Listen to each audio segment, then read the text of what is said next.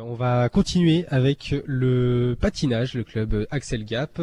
Alors on reçoit Caroline Tan qui est entraîneur, mais on va commencer avec le secrétaire du club et aussi un peu toute la partie administrative qui s'appelle Cyril. Un petit peu tout. Cyril Galvin. Alors prenez le micro. Bonjour, comment allez-vous? Merci. Salut Adrien, ça va? Bonjour les gens d'ici.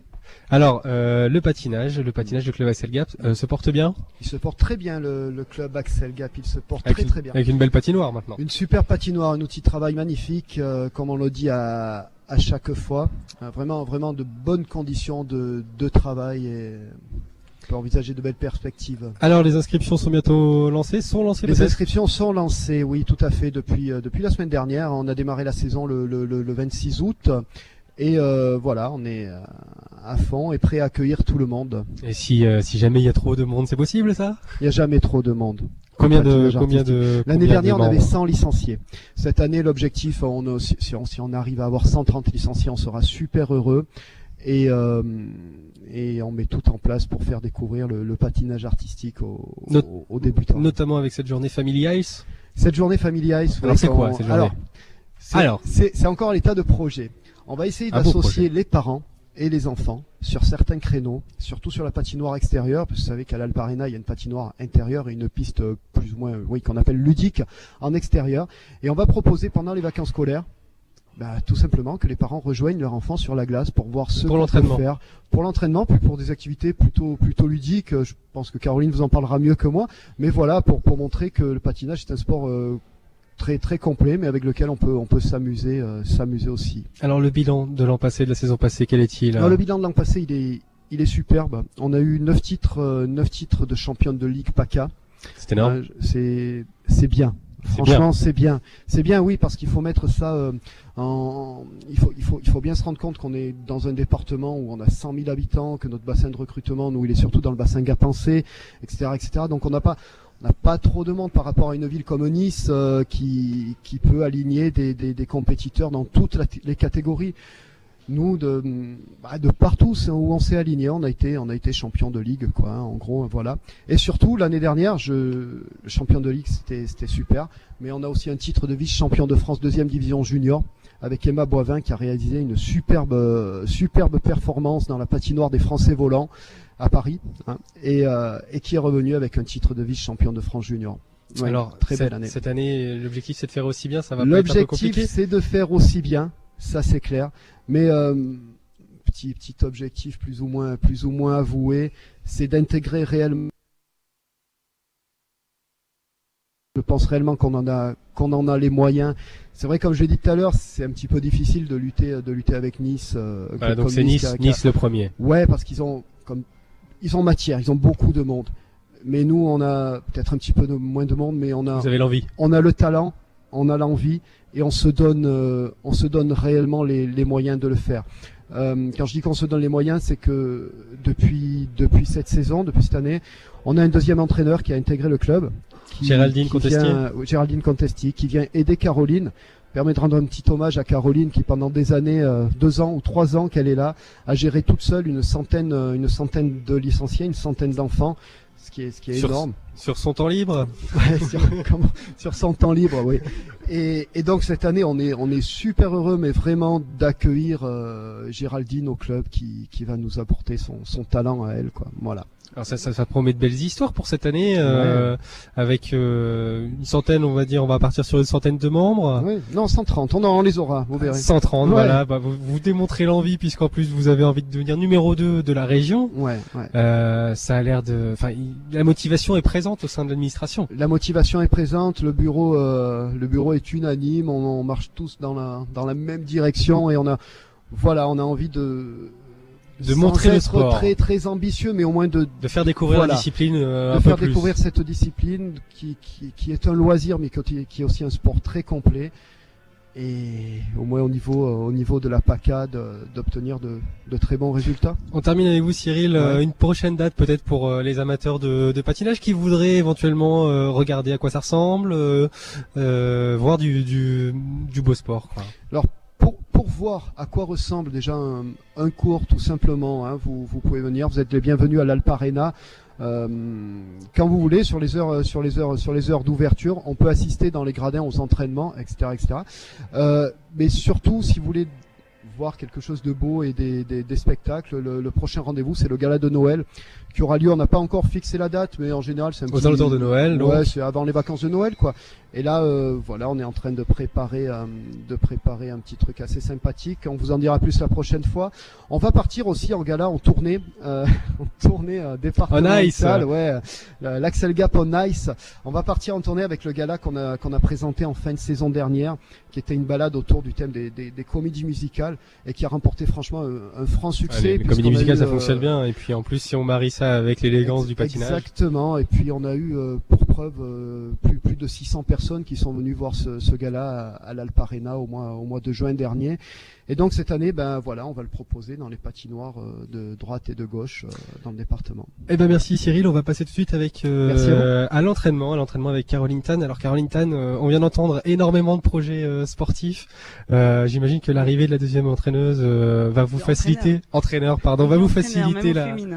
va vous faciliter la tâche, j'imagine. Complètement, oui. Je crois que ça va vraiment ouvrir de nouvelles perspectives au niveau de l'entraînement, de personnes, de cerveau. Hein. Déjà, ça va forcément aller 2 fois plus vite.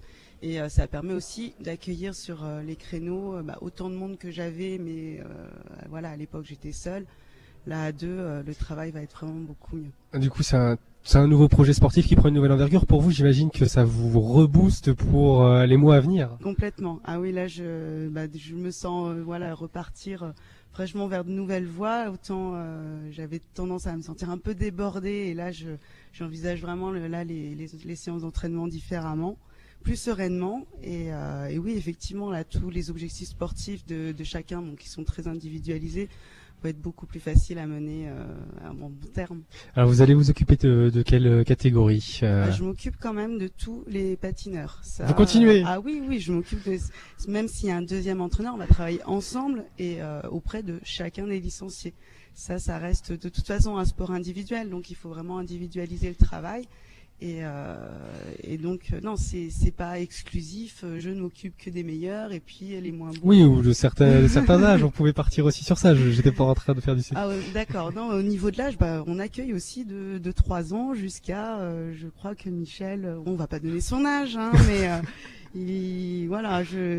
c'est un adulte qui a 2 enfants. D'un certain âge et qui. Et il s'en sort bien. Et il s'en sort bien. Ouais. Il fait partie des courageux qui viennent affronter le froid du matin comme de plus tard et qui s'essayent. On peut en parler pour vous aussi. Vous faites partie des courageux aussi qui se lèvent, pour apprendre un sport à des enfants. Ça vous motive toujours autant, ça vous enchante, ça vous émerveille toujours autant? Ah oui, j'ai toujours beaucoup de plaisir à aller au travail. J'ai cette chance. Ouais. Qu'est-ce qui vous fait plaisir quand vous commencez avec un tout jeune qui débute le patinage? Comment ça se passe? De le voir évoluer, au début ça tient à peine debout, ça a besoin de la barrière ou d'une petite chaise pour se déplacer, et puis voilà, à force de travail, après ça commence à se balancer sur des sauts, des pirouettes. Et ça, c'est le résultat au bout de combien de temps? Alors ça dépend énormément de l'enfant, peut-être de l'entraîneur aussi, j'imagine, mais il y en a qui sont capables en 1 an, 2 ans, 3 ans de faire des merveilles, comme d'autres vont avoir besoin de plus de temps et de plus de travail. Là, je crois que c'est pareil dans tous les sports. Il y a du talent, mais le talent, il faut aussi le travailler. Alors cette année, vous en aurez du travail. Oui, sur quoi vous allez axer peut-être vos entraînements? Est-ce qu'il y a une partie du patinage à travailler plus C'est un sport qui reste complet. De toute façon, sur les compétitions, les patineurs se battent sur tous les éléments qui existent. Donc ça va être du saut, de la pirouette, des séries de pas, tout est comptabilisé. Donc ça ressemble beaucoup maintenant à la gym au niveau du système de jugement. Et donc voilà, il faut que les enfants sachent tout faire. On peut pas faire seulement un élément technique, il faut tous savoir les faire. C'était justement ma prochaine question. Comment se passe un entraînement? On n'assiste pas forcément tous les jours à un entraînement de patinage artistique. J'imagine. Est-ce qu'on travaille avant la souplesse ailleurs que sur la glace? Comment ça se passe? Ou alors tout se passe sur la glace? C'est-à-dire, on arrive, on chausse les patins et hop, c'est parti. Alors l'idéal, ce serait qu'il y ait quand même un petit échauffement de mise en route de l'organisme avant de monter sur la glace. Bon, malheureusement, sur les cours de 7 heures le matin, voilà, déjà ils font l'effort de venir pour être sur la glace à 7 heures. Après, on adapte la séance pour justement, tout en patinant, faire le réveil musculaire dont ils ont besoin.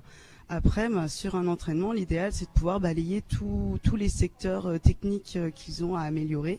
Donc, ce que je disais, les sauts, les pirouettes et la glisse. Et il y a de la place pour tout le monde sur la glace? Sur la glace, il y a de la place pour tout le monde, oui. Oui. Peut-être pour rassurer les parents, les accidents, ça arrive, mais peut-être pas aussi souvent qu'on le pense. Non, c'est comme l'avion en fait. C'est impressionnant. C'est comme le rugby aussi, peut-être. C'est comme le rugby aussi. Non, c'est vrai que voilà, ça reste impressionnant comme sport au niveau des risques de blessures, mais ça reste quand même rare. Ça reste impressionnant, mais ça reste rare. Voilà. Ça. On est bien protégé au patin à glace. On sait chuter. On apprend déjà à chuter. Comme au judo. Puis, voilà, comme au judo, tout à fait. Et ça fait partie du sport. Et donc voilà, du coup, c'est les enfants s'y familiarisent beaucoup plus vite qu'on ne le pense. Eh ben merci Caroline Tan. On va passer tout de suite à une petite.